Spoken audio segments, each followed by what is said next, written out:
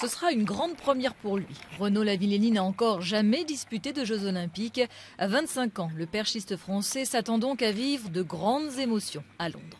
Les JO, pour moi, ça va représenter quelque chose de nouveau. Je n'ai jamais fait, donc je vais arriver, on va dire, un peu les yeux écarquillés en train de découvrir ce monde olympique, quoi.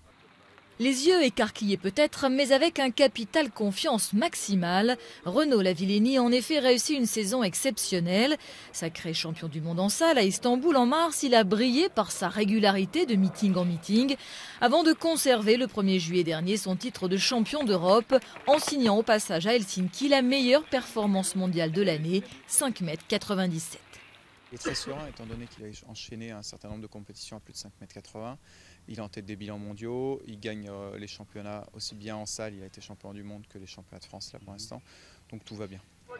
Invaincu cette saison en plein air, le perchiste de Clermont-Ferrand se retrouve ainsi propulsé au rang d'ultra favori. Lui, il n'aime pas qu'on le présente ainsi, même si, après une année 2011 décevante, il est le premier à savourer ses belles performances.